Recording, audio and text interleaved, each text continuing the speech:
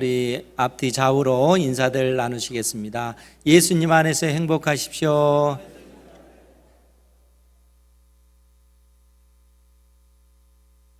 예수님 안에서 행복한 삶이 되시기를 주님의 이름으로 축복합니다. 정말로 여러분들이 행복한 삶을 사셨으면 좋겠습니다. 제 친구 목사가 있는데 그 부목사 시절에 경험했던 그 내용이에요. 그런데 이제 그 교회는 그 굉장히 그 바쁜 교회입니다. 그래서 이 친구가 그 새벽 예배부터 이제 하면은 보통 평상시에도 저녁 한 11시까지 교회에서 일을 마치고 집에 가고 이제 교회 사택이 바로 교회 옆이었으니까 이제 그렇게 집에 들어가고 그랬는데 그러다 보니까 이제 사모님이 아이 셋 키우느니라고 얼마나 스트레스가 많겠습니까? 그러니까 그 이제 밤 한 11시쯤 들어오면 이제 그때부터 이제 사모님이 이제 받은 스트레스를 이제 목사님에게 그냥 푸는 겁니다. 그래서 그러면은 때에 따라서 이 친구 목사님이 그 사모님이 그 하는 그 잔소리를 들으면서 밤을 새는 거예요. 그러니까 사모님은 너무 이 스트레스가 크니까 이제 거기에 따라서 이제 남편인 목사님에게 그렇게 풀고 목사님은 꾸벅꾸벅 졸면서 그 소리를 전부 다 듣는 겁니다. 그러다가 새벽 예배에 나가고 그런 적이 굉장히 많이 있었다고 해요. 저에게 이제 그 얘기를 해주니까 그 얘기를 들으면서 제가 그 친구가 존경스러운 거예요. 그렇지 않습니까? 그러니까 온종일 그렇게 이제 사역을 하다가 몸도 또 마음도 굉장히 지쳤을 텐데 또 그 집에 와서는 그 사모님이 그 아이 셋 키우면서 받는 그 스트레스를 그 목사님에게 풀어냈을 때 그것을 다 들어주고 있는 거예요. 심지어 꾸벅꾸벅 졸면서까지 그 얘기를 다 들어주는 겁니다. 그러다 보니까 그 가정이 정말 행복한 가정. 그러니까 목사님들의 그 가정이 또 그러겠지만은 하나님의 그 나라가 어떤 것인가를 보여주는 그러한 가정이 되는 거예요. 그리고 사모님도 그러한 어떤 그 고통의 그 시간들을 그러한 어떤 그 과정을 통해서 극복하고 이겨내는 겁니다. 그러면서 제가 그 얘기를 들으면서 하나님의 나라가 그 가정 안에 이루어진다는 것이 무엇인지 그 이야기를 통해서 들은 겁니다. 그러니까 하나님께서 한 가정에 가장으로서 남편을 세울 때는 남편으로서 주어진 역할, 또 아빠로서 주어진 그 역할이 있잖아요. 그런데 남편으로서 아빠로서 주어진 그 역할은 뭐냐면 철저한 그 희생입니다. 그 희생이 바탕이 되어야만 돼요. 왜냐하면 사랑이라고 하는 것은 궁극적으로 희생을 바탕으로 하기 때문에 그런 것입니다. 그러니까 친구 목사님이 그처럼 가족을 위해서 헌신하고 또 희생하고 또 아내의 그 모든 어떤 그 불평을 다 받아주는 그것을 통해서 결국에는 그 가정에 하나님의 나라가 이루어지더라 하는 겁니다. 그러니까 어찌됐든 그 가정에 가장 큰 책임은 그래서 남편에게 있지 않을까 그런 생각이 듭니다. 남편은 철저히 자녀를 위해서 또 아내를 위해서 희생을 해야 된다는 거예요. 그러니까 요즘에는 보통 이제 남편들이 직장 생활을 하고 돈을 이제 월급을 받아 오면은 그것을 딱 주면서 내 할 일은 다 해서 대부분 이런 생각들을 많이 하잖아요. 그런데 그것이 남편의 또 아빠의 그 모습은 아니라는 거예요.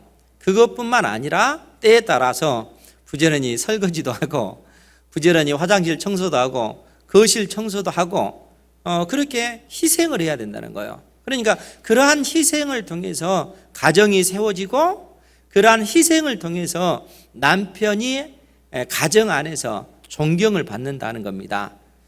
이러한 모든 남자들 되시기 바랍니다.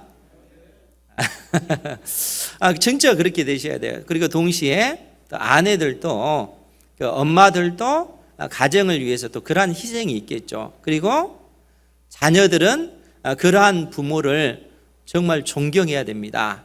자녀들을 위해서 엄마가 또 아빠가 정말 희생하는 그러한 삶을 살아가고 있거든요. 그러니까 그러한 어떤 엄마의 아빠의 그 희생을 통해서 자녀들이 성장해 간다는 거예요. 그리고 그러한 희생을 통해서 가정에 하나님의 그 나라가 이루어지는 것입니다. 이러한 하나님의 그 은혜가 여러분들의 가정 가운데 충만히 드러나기를 주님의 이름으로 축복합니다. 오늘 말씀은 가정에 임하는 하나님의 나라가 아니고 이제 약속의 땅 가나안 땅에 어떻게 하나님의 나라가 이루어지는가 하는 부분에 관해서 이제 오늘 말씀이 우리에게 교훈을 주고 있습니다.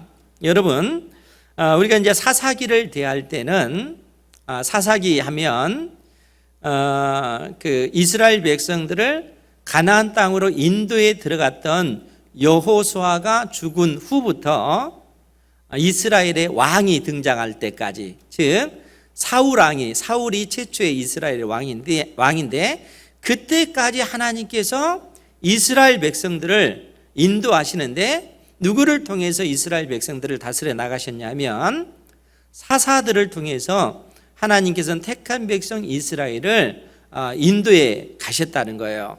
그런데 오늘 이 사사기에서 이 3장에 있는 말씀을 통해서 이제 하나님께서 왜 이스라엘 백성들을 약속의 땅 가나안 땅에 들여보내셨는가, 이제 그 부분을 먼저 우리가 생각을 해야 됩니다. 자, 여러분, 왜 하나님께서 이스라엘 백성들 그 택한 백성들을 출애굽한 이스라엘 백성들을 약속의 땅 가나안 땅으로 들여보내셨을까요? 이스라엘 백성들을 가나안 땅에 들여보내실 때는 그냥 하나님께서 너희들은 그 땅에 들어가서 한 민족을 이루고 너희들끼리 행복하게 잘 살아라, 그런 의미로 이스라엘 백성들을 그 땅에 보내신 것이 아닙니다. 이미 믿음의 조상 아브라함에게 하나님께서 약속을 해 주셨어요. 제가 자주 말씀을 드리는데 창세기 15장 15절 16절 말씀에 보면 어떤 내용이 있냐면 하나님께서 아브라함과 언약을 체결하시면서 아브라함아, 내가 너에게 하늘의 별과 같이 무수한 후손들을 줄 것이다, 이러한 언약을 맺습니다. 그러니까 이때 당시 아브라함은 그의 그 몸에서 난 자식이 없는 그러한 상태거든요.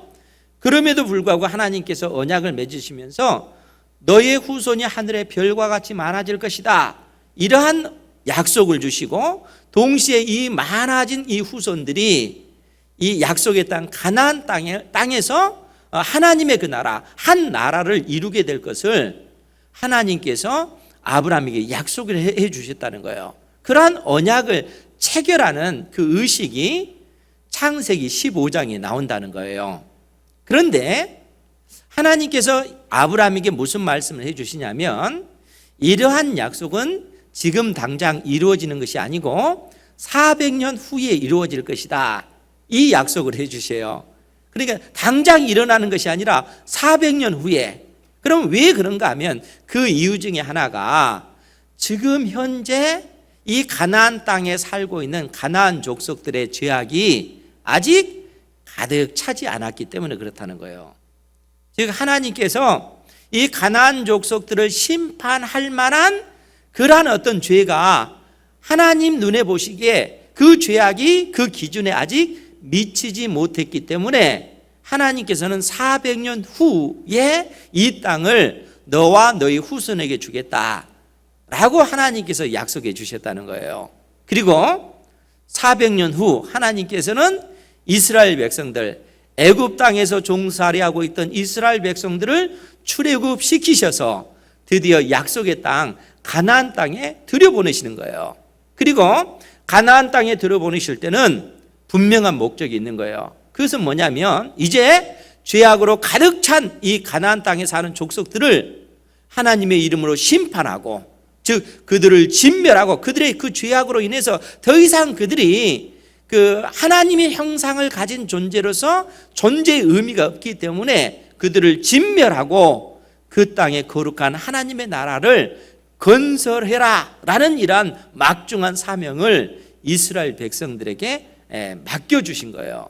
그러니까 그 사명을 가지고 이스라엘 백성들은 가나안 땅에 들어가서 죄악으로 관영한 그 땅의 어떤 백성들을 진멸하고 그 땅에 거룩한 하나님 나라를 건설해야 되는 이러한 사명이 그들에게 주어진 거예요. 그리고 여호수아의 인도하에 그 땅에 이스라엘 백성들이 들어갔다 하는 겁니다. 그런데 문제는 뭐냐면 하나님께서 여호수아를 통해서 이스라엘 백성들을 가나안 땅에 그들을 데리고 들어가도록 하셨지만 가나안 땅에 사는 모든 족속들을 여호수아의 손을 통해서 다 진멸한 것이 아니라는 거예요.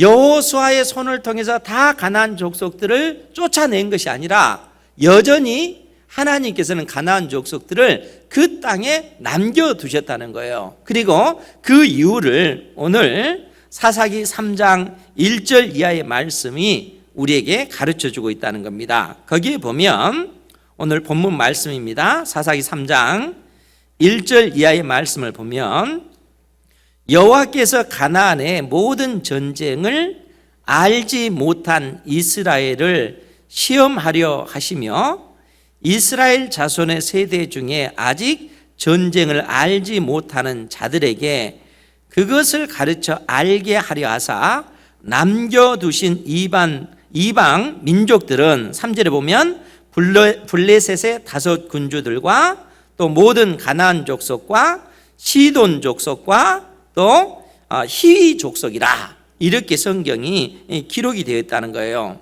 그러면서 4절에 뭐라고 이야기를 하냐면 우리 4절 말씀 같이 한번 볼게요. 시작.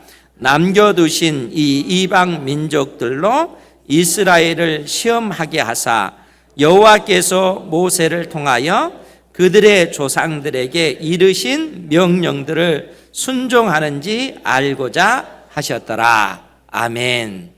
하나님께서 여호수아 손을 통해서 가나안 땅에 사는 모든 족속들을 다 진멸하고 쫓아내지 않는 그 이유가 뭐냐면은 일부러 남겨두셨다는 거예요. 여호수아 다음 세대들이 진정 하나님의 말씀에 순종하는지 그렇지 않는지 그것을 보시기 위해서 가나안 족속들을 남겨두었다라고 지금 성경이 말하고 있다는 겁니다.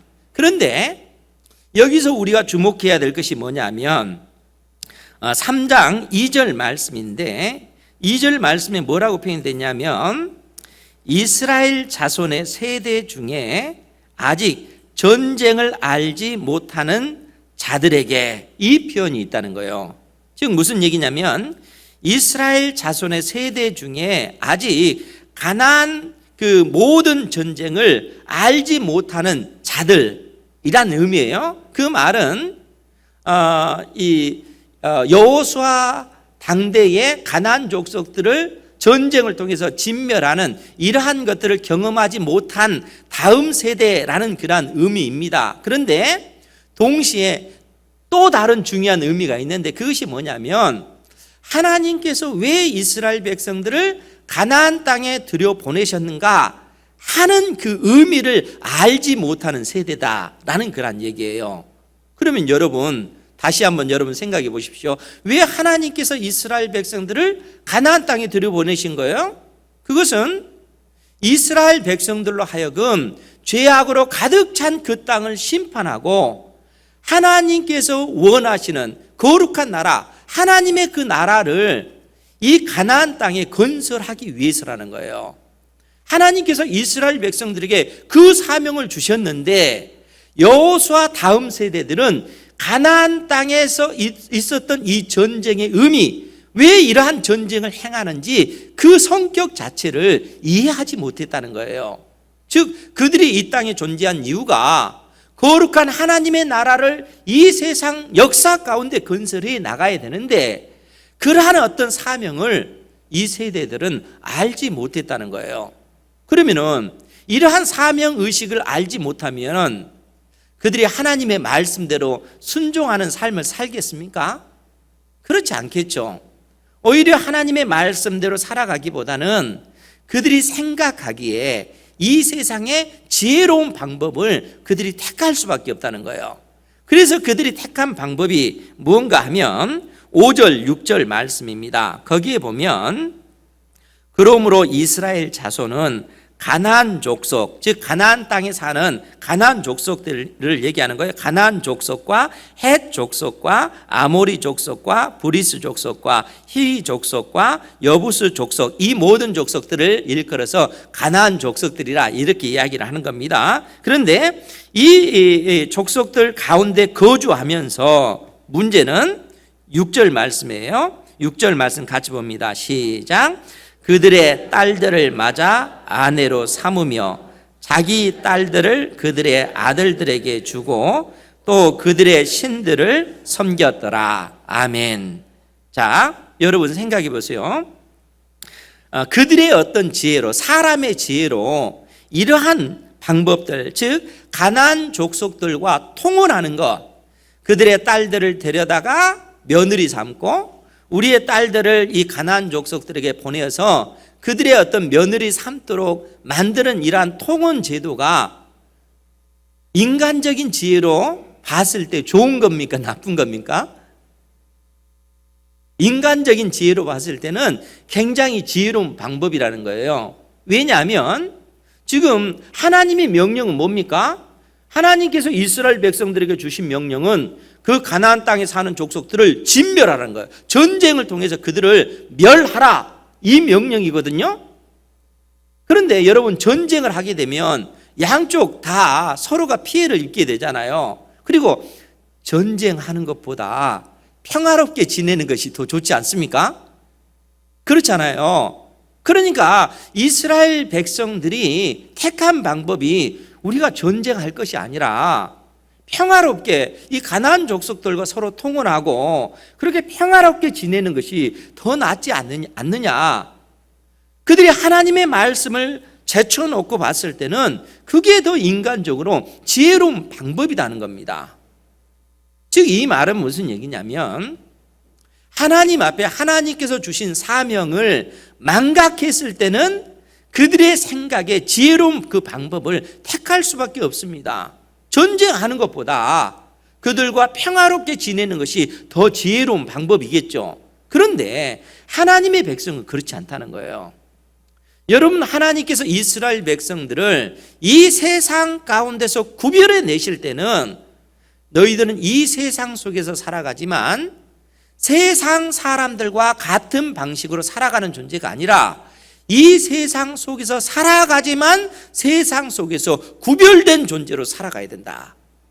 그러니까 하나님께 이 구별된 존재라고 하는 것은 하나님께서 우리 인생에게 주신 본래의 그 의미대로 살아야 된다는 거예요.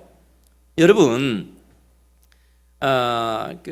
하나님께서 한 가정을 예로 들면 남편과 아내를 줬잖아요. 그러면 남편의 역할은 뭘까요?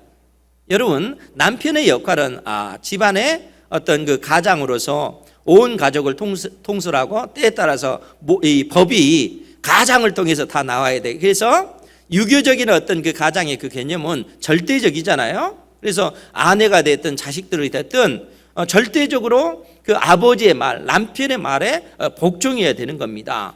그런데 이것이 성경적인 남편과 아내의 모습을 봤을 때는 약간 왜곡되어 있다는 거예요. 성경적인 남편, 성경적인 아내는 근본적으로 희생입니다. 희생. 남편은 아내를 위해서 전적으로 희생을 해야 돼요. 남편은 자식들을 위해서 희생을 해야 돼요. 그러니까 그것이 가장의 역할입니다. 그럼으로써 권위가 세워지는 거예요. 그러니까 이 남편은 사랑으로 온 가정을 대할 때는 결국 그 사랑의 표현이 뭐냐면 희생을 통해서 하는 거거든요. 그러니까 내가 한 달 동안 열심히 일을 해서 월급을 딱 갖다 주었으니까 이로써 내 의무는 다 끝나서, 그래서는 안 된다는 거예요. 그래서는 안 되고 아내를 위해서 때에 따라 열심히 설거지를 해줘야 된다는 거예요. 자녀들을 위해서 자녀를 사랑한다, 품어줄 수 있어야 돼요. 그것이 남편의 역할이라는 거예요. 그러니까 돈만 벌어다 주고 나서 내 의무는 다 했어, 그 다음에 대접받기를 원하면 그게 남편으로서, 아빠로서 의무가 아니라는 거예요.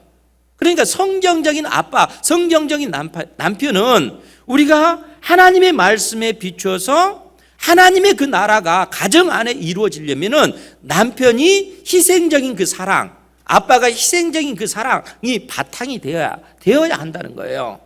그러니까 세상적인 질서가 아니라 하나님의 말씀에 비추어 봤을 때는 결국 그렇게 돼야 되는 겁니다.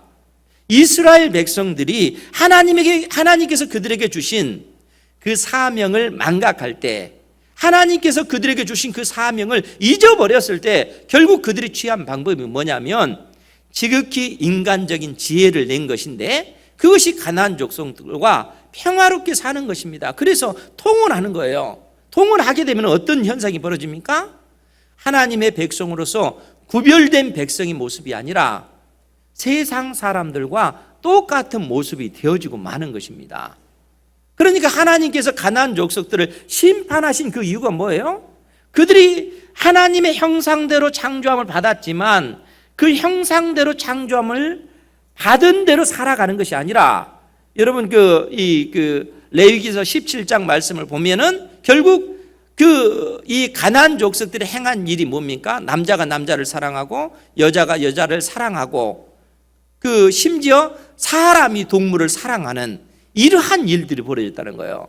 하나님의 형상을 가진 존재가 짐승의 수준이 됐다는 거예요. 그때는 하나님께서 그 사회, 그 민족이 존재의 가치가 없다라고 평가하시고 그 민족을 멸하시는 것입니다. 소돔과 고모라와 같이 하나님께서는 한 나라를 멸망시키시기도 하고 한 민족을 없애시기도 하시는 거예요. 존재의 가치가 없어질 때는 그렇다는 거예요. 이스라엘 백성들에게 하나님께서 이러한 사명을 주셨는데 그들이 그 사명을 망각하고 이방인들과 통혼하는 이 문제로 인해서 하나님께서는 이스라엘 백성들에게 진노하시는 거예요.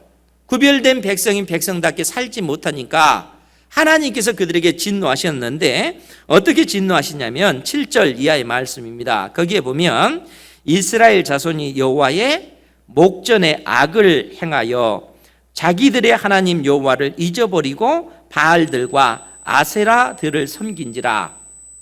가나안 족속들과 똑같이 그들이 섬기는 바알 신들 또 아세라 신들을 섬기는 이러한 죄를 범했다는 거예요. 그래서 8절 말씀에 보면 여호와께서 이스라엘에게 진노하사 그들을 메소포타미아 왕 구산 리사다임의 손에 파셨으므로 이스라엘 자손이 구산 리사다임을 8년 동안 섬겼더라. 이 메소포타미아 왕은 우리 이스라엘 지역을 놓고 보면 북쪽에 유프라데스 강과 티그리스 강이 있는데 두 강 사이를 메소포타미아, 두 강 사이라는 의미예요.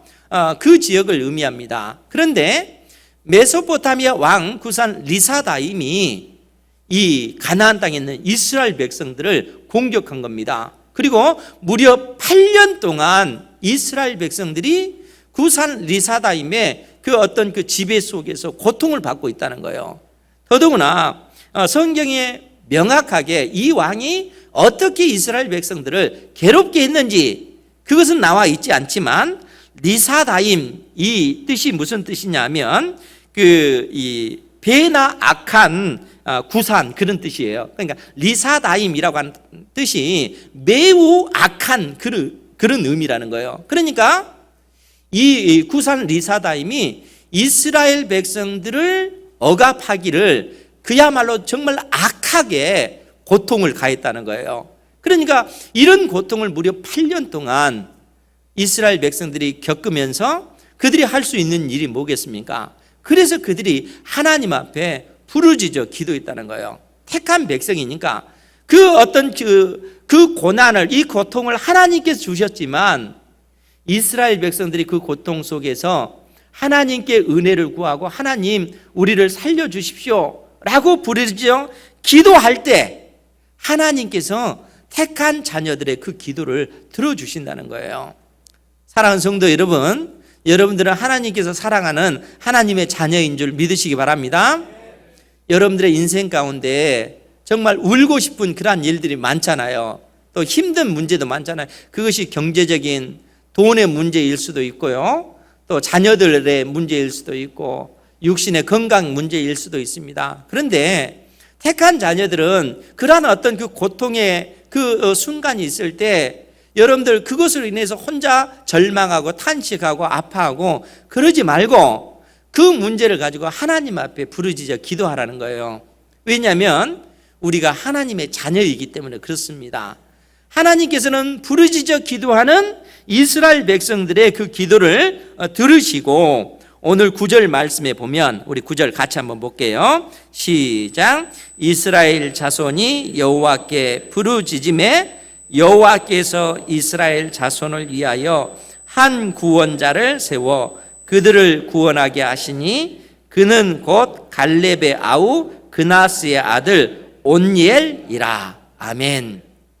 하나님께서 이스라엘 백성들이 부르짖어 기도하니까 하나님 우리를 살려주십시오, 이 메소포타미아 왕에게서 우리를 건져주십시오 부르짖어 기도하니까 하나님께서 자녀들의 그 기도를 들으시고 온니엘이라고 하는 사람을 보내주시는 거예요. 그리고 10절 이하의 말씀을 보면 여호와의 영이 그에게 임하셨으므로 그가 이스라엘의 사사가 되어 나가서 싸울 때에 여호와께서 메소포타미아 왕 구산 리사다임을 그의 손에 넘겨주심에 온니엘의 손이 구산 리사다임을 이기니라. 온니엘의 그 손을 통해서 하나님께서 이스라엘 백성들에게 구원을 베풀어 주셨다는 거예요. 그런데 여러분, 온니엘이 어떤 사람일 것 같아요? 온니엘. 오늘 기록된 그 내용은 그야말로 굉장히 짧은 내용이잖아요. 그런데 사사기 1장 11절 이하에 보면 이 그 온니엘에 관한 그 내용이 나옵니다. 먼저 1장 1절부터 제가 한번 볼게요. 1장 1절, 사사기 1장 1절을 보면 여호수아가 죽은 후에 이스라엘 자손이 여호와께 여쭈어 이르되 우리 가운데 누가 먼저 올라가서 가나안 족속과 싸우리까.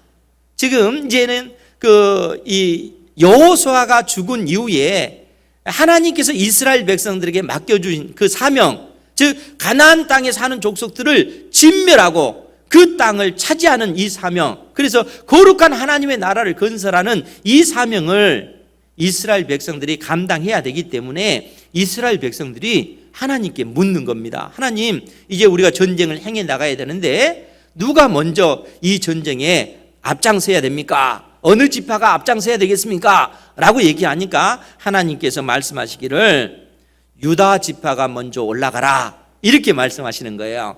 그러면서 어떤 말씀을 주시냐면 2절에 있는 내용이에요. 거기에 보면 여호와께서 이르시되 유다가 올라갈지니라. 보라, 내가 이 땅을 그의 손에 넘겨주노라. 하나님께서 유다 지파가 먼저 올라가라, 이 말씀을 하신 다음에 뭐라고 했냐면, 보라, 내가 이 땅, 가나안 땅을 이미 너희들에게 넘겨주었다. 하나님께서 미리 선언하고 계시는 거예요. 이미 하나님께서 가나안 땅을 이스라엘 백성들에게 주었다라고 선언하고 있는 거예요. 그러면은 이제는 문제는 뭐냐면은 하나님께서 이미 가나안 땅을 이스라엘 백성들에게 주셨기 때문에 이스라엘 백성들이 할 수 있는 일이 뭐냐면 이제는 전쟁만 하면 하나님께서 승리케 하실 것이고 그 땅을 차지하도록 하나님께서 만드실 거라는 거예요. 그러니까 하나님께서 이러한 놀라운 약속을 이스라엘 백성들에게 해 주시는 거예요. 이미 너희들에게 이 땅을 주었기 때문에 너희들은 믿음으로 행해 나가면, 행하는 믿음을 가지고 나가면 하나님께서 그 땅을 너희에게 다 주실 것이다, 이런 약속을 해 주시는 거예요. 그래서 유다 지파가 어떻게 했겠어요? 하나님께서 그들에게 주신 그 땅을 유다 지파에게 주신 그 땅을 그들이 차지하기 위해서 전쟁을 했더니 전쟁하는 곳마다 다 백전백승을 하는 겁니다. 그 땅을 다 차지하는 거예요. 그러는 가운데 유다 지파의 그 우두머리인 갈렙이 무슨 얘기를 하냐면 오늘 11절 말씀이에요. 11절 이하의 말씀을 보면 거기서 나아가서 거기서라고 하는 것은 헤브론을 얘기하는 거예요. 이스라엘 지역에 있어서 가장 남쪽인 헤브론에서 나아가서 드벨의 주민들을 쳤으니 드빌의 본 이름은 기랏세벨이라. 그래서 이 드빌 즉 기랏세벨은 이스라엘 그 지도를 봤을 때 가장 남쪽이 헤브론인데 헤브론보다 더 남쪽이 바로 이 드빌이라고 하는 곳이라는 거예요. 그런데 갈렙이 무슨 그 공약을 세우냐면 12절 말씀에 보면 갈렙이 말하기를 기랏세벨을 쳐서 그것을 점령하는 자에게는 내 딸 악사를 아내로 주리라 하였더니 갈렙이 공약을 건 거예요. 그것이 뭐냐면 드빌을 정복하는 사람에게는 나의 딸 악사를 아내로 주겠다. 이런 공약을 이 갈렙이 한 것입니다. 그러니까 누구든지 그 땅을 차지하는 자에게 나의 딸을 그 아내로 주겠다. 이런 이 공약을 갈렙이 한 것입니다. 그러니까 13절에 어떤 내용이 있냐면 갈렙의 아우 그나스의 아들인 온니엘이 그것을 점령하였으므로 갈렙이 그의 딸 악사를 그에게 아내로 주었더라. 온니엘이 드디어 등장하는 거예요. 이 온니엘이 이 기랏세벨을 점령했다는 거예요. 그리고 이 갈렙의 딸 악사를 아내로 차지했다 하는 내용이 기록이 되어 있는 겁니다. 그러면 여러분, 온니엘이 이 기랏세벨을 어떻게 점령했을까요? 그냥 점령한 것이 아닙니다. 온니엘의 이 내용을 이렇게 기록하는 것에는 온니엘이 믿음으로 이 일을 행했기 때문에 그런 거예요. 그럼 어떤 믿음이겠어요? 하나님께서 이미 이 가나안 땅을 이미 이스라엘 백성들에게 주었다. 하나님께서 선언하셨고 이 선언한 하나님의 약속의 말씀을 온니엘은 100% 믿은 것입니다. 하나님께서 이미 주셨다면 나는 군대를 이끌고 진격에 들어가면 하나님께서 이 전쟁을 승리로 만드실 것이다. 그 믿음이 온니엘에게 있었다는 거예요. 성경이 지금 그 내용을 암시하고 있다는 거예요. 그래서 온니엘이 그 땅을 차지했을 때 갈렙이 그의 딸 악사를 온니엘의 아내로 그렇게 준 거예요. 그런데 여기서 그치지 않고 온니엘이 하나님 앞에 받은 복은 여기서 그치지 않고 14절 내용을 보면 또 알 수가 있습니다. 1장 14절이에요. 거기 보면 악사가 출가할 때에 그에게 청하되, 여기서 그는 온니엘에게 청하는 얘기예요. 악사가 출가할 때 온니엘에게 청하여 자기 아버지에게 밭을 구하자 하고 딸을 시집 보내면 이렇습니다. 이래. 온니엘 자기 남편에게 자기 아버지에게 밭을 구하자 하고 나귀에서 내림에 갈렙이 묻되 내가 무엇을 원하느냐? 갈렙이 자기 딸에게 이렇게 묻는 거예요. 그러니까 악사가 뭐라고 얘기했냐면 이르되 내게 복을 주소서 아버지께서 나를 남방으로 보내시니, 남쪽 그야말로 이스라엘 그 지역 중에 가장 남쪽인 이 남방으로 나를 시집 보내시니 이 메마른 땅뿐만 아니라 이 메마른 땅이 아닌 샘물도 내게 주소서. 샘물도 주십시오. 샘물이 딸린 그러한 땅을 주십시오. 그 얘기예요. 그래서 갈렙이 윗샘과 아랫샘을 그에게 주었더라. 여러분, 악사가 자기 아버지에게 땅을 주십시오, 샘물이 있는 땅을 주십시오 해가지고 윗샘과 아랫샘이 있는 땅을 이 악사 때문에 그 땅을 차지하는 거예요. 그러니까 이 땅은 결국 온니엘의 땅인 거예요. 그러니까 온니엘이 하나님 앞에 믿음으로 행했더니 하나님께서 그에게 그야말로 그 현숙한 현명한 지혜로운 아내를 얻게 하셨을 뿐만 아니라 그 아내를 통해서 좋은 땅까지 얻게끔 해주셨다는 거예요. 그러니까 온니엘이 그러한 믿음의 사람이었고 믿음의 그 사람에게 하나님께서 은혜를 주신 것입니다. 온니엘이 그런 사람이라는 거예요. 다시 오늘 우리 본문으로 말씀으로 다시 돌아가서, 그러기 때문에 이스라엘 자손들이 하나님 앞에 부르짖었을 때 하나님께서 온니엘을 사사로 세우시는 거예요. 여러분, 메소포타미아는 이스라엘 북쪽에 있어요. 그리고 온니엘이 있는 것은 이스라엘 가장 남쪽에 있는 그러한 지역이라는 거예요. 그런데 이러한 상황 속에서 하나님께서 온니엘을 사사로 세우셔서 하나님의 영을 부어주셨다는 거예요. 그러면 여러분, 왜 하나님께서 온니엘을 사사로 쓰셨을까요? 그것은 온니엘이 믿음의 사람이요, 무엇보다도 가나안 전쟁의 그 성격을 너무나 잘 아는 사람이라는 거예요. 하나님께서 왜 이스라엘 백성들을 가나안 땅에 들여보내셨는가? 그것은 이 땅을 심판하고 거룩한 하나님의 나라, 하나님의 말씀대로 경영되어지는 그러한 나라를 건설하기 위해서 하나님께서 이스라엘 백성들을 가나안 땅에 들여보내셨다 하는 사실을 온니엘은 잘 알고 있습니다.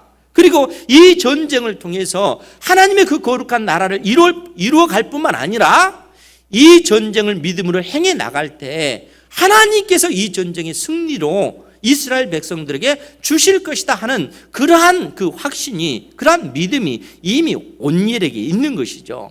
그렇기 때문에 하나님께서 온니엘을 들어 쓰시는 거예요. 그리고 온니엘에게 하나님의 영을 내리셔서 하나님의 영으로 충만하게 하셔서 결국 메소포타미아 왕 구산 리사다임을 격파할 수 있도록, 정복할 수 있도록, 패하게 만들 수 있도록 하나님께서 온니엘을 통해서 이 메소포타미아 왕을 쫓아냈다는 거예요. 그리고 나서 11절 말씀에 보면 그 땅이 평온한 지 40년에 그나스의 아들 온니엘이 죽었더라. 온니엘이 이러한 놀라운 일들을 이루고 나서 이 이스라엘 땅에 무려 40년 동안 평화가 임했다는 거예요. 평화가. 왜요? 하나님께서 온니엘을 통해서 이러한 은혜를 내려주셨기 때문에 그렇다는 겁니다. 사랑하는 성도 여러분, 오늘 말씀을 통해서 우리가 정말 잘 생각을 해봐야 돼요. 여러분, 하나님께서 이스라엘 백성들을 가나안 땅에 들여보내셨지만 가나안 그 전쟁의 그 성격을 알지 못하는 그 세대들이 그 땅에 우리가 그래도 행복하게 살자, 전쟁이 아니라 그들과 평화롭게 살자, 그렇게 해서 가나안 족속들과 화평하자 해서 그 통혼을 했지만 그 결과가 어떻습니까? 그들 가운데 화평이 임했습니까? 평화가 임했습니까? 그렇지 않잖아요. 오히려 외부에서 북쪽에 있는 메소포타미아 나라를 통해서 결국 그들이 심판을 받잖아요. 고통을 받잖아요. 그들이 낸 인간적인 그 지혜가 결국 그들의 인생을 고통스럽게 만든 것입니다. 사랑하는 성도 여러분, 하나님의 자녀들은 하나님의 자녀답게 믿음의 삶을 살아야 될 줄 믿습니다. 하나님의 말씀을 부지런히 배우고 내가 이 땅에 왜 존재하는가? 왜 하나님께서 나를 이 세상 속에 보내셨을까? 왜 하나님께서 나를 결혼하게 하셨고 가정을 이루게 하셨을까? 왜 나를 엄마 되게 하셨을까? 왜 나를 아빠 되게 하셨을까? 왜 남편 되게 하셨을까? 왜 아내 되게 하셨을까? 여러분, 그 의미를 여러분들이 생각하셔야 돼요. 예수 그리스도를 믿음으로 말미암아 우리가 구원받은 하나님의 자녀가 됐잖아요. 하나님의 자녀, 하나님의 나라가 내 안에서 이루어진 거잖아요. 그런데 그런 하나님의 나라가 내 안에서만 이루어져서는 안 되고 이것이 나아가서는 가정 안에서도 이루어져야 돼요. 그렇지 않습니까? 예수 믿는 사람들이 가정이 하나님의 나라 천국이 돼야지 지옥이 되면 되겠어요? 예수님을 믿는 그 사람들이 함께 모여서 예배드리는 교회가 하나님의 나라가 돼야지 오히려 이 교회를 통해서 상처받고 고통받고 지옥과 같은 그런 어떤 그 아픔을 겪는다면 그것을 하나님 나라라고 할 수 있겠어요? 왜 이런 문제가 생겨나겠습니까? 우리가 하나님의 자녀로서 바로 서지 못하기 때문에 하나님께서 본래적으로 우리에게 주신 그 목적, 남편으로서 본래적으로 주신 그 목적에 부합되게 살지 못하기 때문에 가정이 고통을 당하는 겁니다. 그렇지 않습니까? 남편으로서 역할, 아내로서 그 역할을 못하면 자녀들이 고생하고 아내가 고생하고 남편이 고생하고 다 그렇습니다. 그러니까 우리가 예수 그리스도를 믿는다면 이제는 하나님의 자녀답게 우리 자신이 하나님의 사람으로 서야 돼요. 그리고 하나님의 자녀로 선 내가 속한 그곳이 하나님의 나라가 돼야 돼요. 가정이 돼야 되고 내가 일하는 직장이 하나님의 나라가 되어지도록 끊임없이 애쓰고 수고하고 노력해야 돼요. 여러분, 하나님의 공의, 하나님의 그 정의가 이 땅에 이루어진다는 말이 뭡니까? 왜곡되고 뒤틀려졌던 것들이 본래적인 그 모습을 갖춰간다, 본래대로 회복된다라고 하는 의미가 하나님의 정의라는 그 의미입니다. 그러니까 죄와 그 어떤 사망 그 권세로 인해서 본래적인 그 의미들이 많이 왜곡되고 뒤틀려졌다는 거예요. 그래서 수많은 눌린 자들이 그 자유함을 누리지 못하고 그렇게 살아가는 예들이 얼마나 많습니까? 그리고 굽어된 것들, 그러한 것들을 바르게 만드는 것, 원래의 어떤 그 모습대로 회복되는 것, 그것이 예수 그리스도를 믿음으로 말미암아 하나님의 영이 임함으로 말미암아 그러한 일들이 회복되어진다는 거예요. 그러니까 남편으로서 본 역할, 아내로서 역할, 자녀들은 자녀로서 부모를 사랑하고 공경하는 그 역할, 그 본 모습을 찾아갈 때 하나님의 나라가 이루어지는 것입니다. 이러한 어떤 그 하나님께서 우리를 향하여 가지신 그 뜻이 온전히 구현되지 못하면 우리가 속한 그곳에 오히려 하나님의 나라, 천국이 아니라 지옥이 될 수도 있다는 거예요. 성경이 우리에게 그러한 교훈을 주고 있다는 겁니다. 사랑하는 성도 여러분, 여러분들의 모습은 어떻습니까? 여러분들 안에 하나님의 성령이 계십니까? 진리의 성령 안에서 하나님의 나라를 이루어 가시기 바랍니다. 뿐만 아니라 하나님의 성령이 여러분들의 가정 안에 계시잖아요. 믿음의 그 가정 안에 정말 하나님의 나라, 천국이 이런 곳이구나, 천국의 맛을 느낄 수 있는 그 곳이 가정이 돼야 된다는 거예요. 그러한 가정을 이루시기 위해서 끊임없이 희생하시고 헌신하시고 하나님의 말씀에 충성하는 여러분들 되시기 바랍니다. 그러할 때 여러분들의 영혼이 사는 것이고 여러분들의 가족, 자녀들이 하나님 앞에 은혜를 입고 건강하게 세워질 수가 있는 것입니다. 오늘 주님께서 주신 이 진리의 말씀을 여러분들 심령 가운데 깊이 새기시고 여러분들의 지혜를 의지하는 것이 아니라 하나님의 말씀을 의지하여 하나님의 나라를 이루어가는 거룩한 백성 되시기를 주님의 이름으로 축원드립니다. 기도하겠습니다. 거룩하신